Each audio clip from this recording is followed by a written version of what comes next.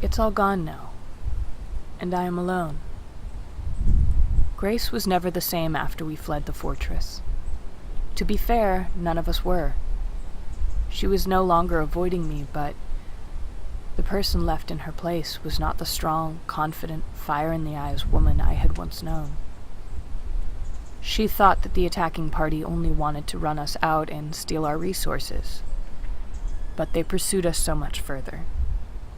Once it became clear that we were being targeted, hunted, that's when I lost her. She looked hollow, like she had given up on herself, but she wasn't ready to give up on everyone else. So she kept going at the same speed, same deliberate actions, but the weight was clearly sinking her into the mud. Dark circles forming around her eyes, speech slurred or confused at times. We camped down, and she slept light, ready to fight if people were still left behind. She didn't pull that sniper often, and then she started refusing to pull it at all. She said she was conserving ammo. For what, I didn't know, until one day we lost Ode to those things.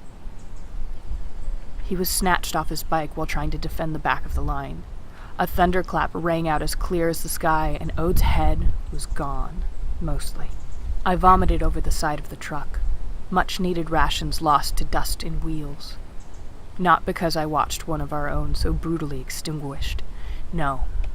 I'd stared death in the face many times up to that point. It was because I suddenly understood. As I turned back, a taste of iron tempting my stomach still, I saw Grace, rifle in hand, and knew we had 3 fates. Either we survived, they killed us, or Grace gave us the only mercy she understood: a quick death. That night, when Grace and I set up our camp and had our few minutes between my watch shift and hers, she explained. She counted the boxes of bullets she had left in the back of that truck, specifically her hollow points. She had just enough for all of us, minus herself, because if she ever got caught, she wouldn't have too far to aim.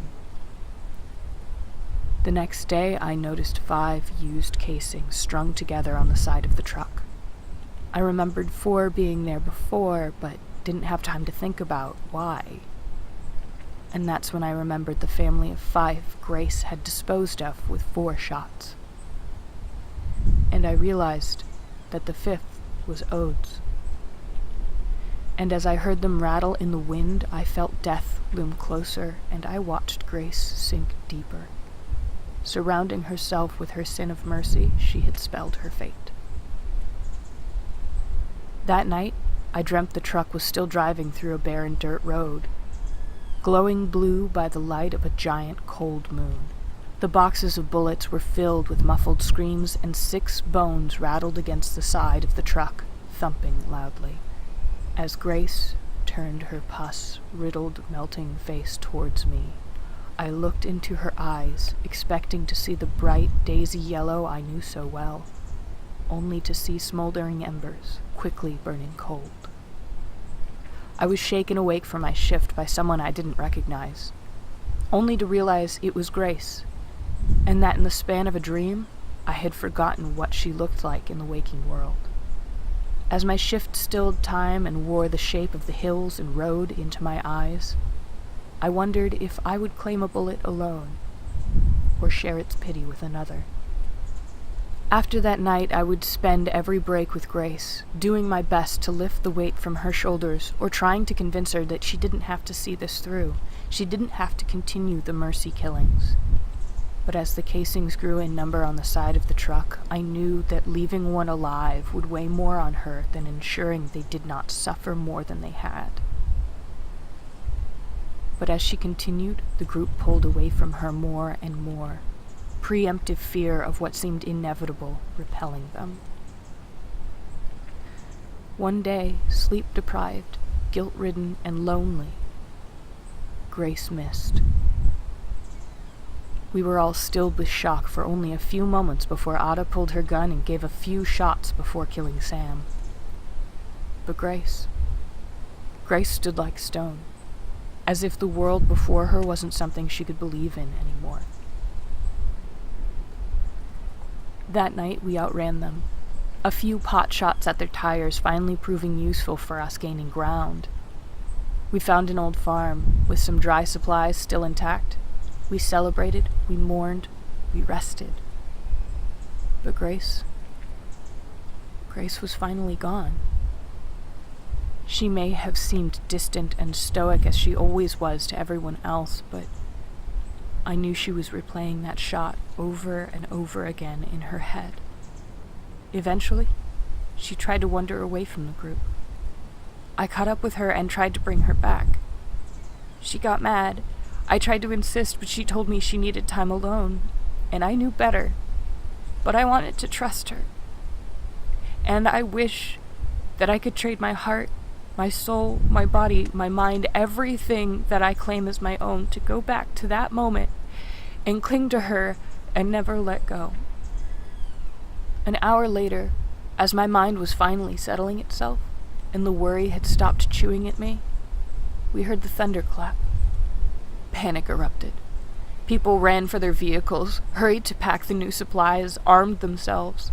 They thought if Grace fired, that means someone was caught, but the watch shift ran in and told us there had been no sign of our pursuers. The horizon was quiet. And that's when I saw the glow in the barn. I don't remember when I started running or when I started screaming Grace's name. But I do know that when I got to the barn, I wanted to die. In the loft, I saw Grace's body, slumped against the wall and on fire. Her head was gone, a red splatter marking where it once was, her rifle between her knees, a can of gasoline carelessly tossed to the ground, fire consuming the hay around what was once her. Despite hands trying to pull me back, I bolted up to the loft. I don't know what I wanted. Maybe I thought if I got closer, I'd see something else, but when I got up there, I only saw it all up close. The fire caressed me, and for a moment, I thought about letting it warm me all the way through as I stared at what remained of the woman I loved. I reached into the fire and took her necklace, a chain with a ring from a failed marriage she would never tell me about. And as an afterthought, I took her rifle. Then I ran from the barn and never looked back. The next day, Ada rode with me in the back of the truck. All of us took turns being the angel of death. We were awful. The ammo ran out before we ran out of people. And when it was gone, we buried the rifle as we would have buried Grace.